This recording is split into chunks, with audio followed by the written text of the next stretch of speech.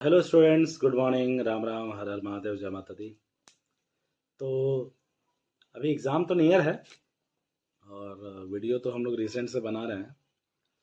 तो इसी को लेकर के हम लोग अब शॉर्ट में अब चैप्टर्स को स्टडी करेंगे, या आप कह सकते हैं कि हम लोग समरी जैसा इसको पढ़ेंगे चैप्टर्स को, जिससे कॉन्सेप्ट भी क्लियर हो जाए और आप लोगों का जो डाउट्स है वो भी क्लियर हो जाए। और रिसेंट में अगर आप वीडियो को देखते हैं या पढ़ते हैं तो आपको जल्दी से जल्दी वो सारी चीज़ें दिमाग में आ जाए।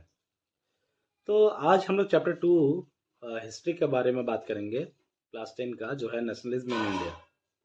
सबसे पहले हम लोग शॉर्टकट में अगर हम लोग बात कर लें, नेशनलिज्म मतलब होता क्या है। तो नेशनलिज्म मतलब अपने देश के प्रति प्रेम, ये क्या कहलाता है? नेशनलिज्म कहलाता है, यानी कि राष्ट्रवाद कहलाता है। तो ये चैप्टर में हम लोगों को पढ़ना है। ये चैप्टर मेन फोकस इसमें किया गया है गांधी जी पर, और गांधी जी ने किस प्रकार से हमारे देश को आज़ादी दिलाया, किस प्रकार वो साउथ अफ्रीका से आए और क्या क्या उन्होंने क्या क्या क्या किया हमारे देश को आज़ाद करने के लिए, और क्या कौन कौन से मूवमेंट्स उनके द्वारा शुरू किया गया है, इन्हीं सभी के बारे में ये दिया हुआ है। तो सबसे पहले हम लोग बात करते हैं कि जब हमारे देश में कंट्रोल था ब्रिटेन का, ब्रिटिश का, ईस्ट इंडिया कंपनी का, तो सबसे पहले जो वर्ल्ड का इम्पैक्ट, या अगर हम लोग बात करें कि जो अलग अलग देश जो लड़ रहे थे, तो जो फर्स्ट जो वॉर जो लड़ा गया अलग अलग कंट्रीज के बीच में, तो वो जो था वो कहलाया हमारा फर्स्ट वर्ल्ड वॉर।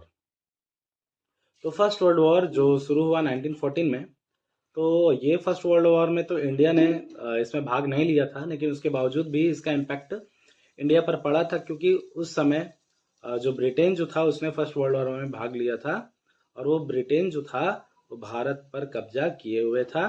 और जो वॉर के एक्सपेंसेस को कवर अप करने के लिए उसने भारत में अलग अलग तरीके के चेंजअप किए, टैक्सेस बढ़ाए, वो सभी चीज़ें हम लोग देखेंगे आगे।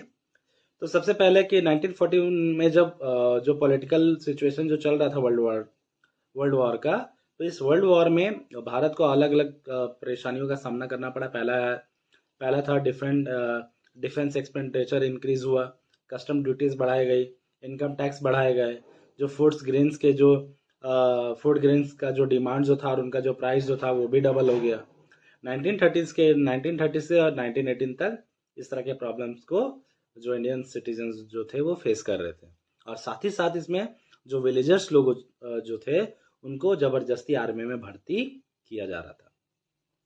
तो जब 1918 और 1919 का टाइम आया और 1920 से 21 का टाइम आया, तो इस समय भी भारत की स्थिति, मतलब फर्स्ट वर्ल्ड वॉर में तो परेशानी थी, लेकिन उसके बाद भी परेशानी भारत के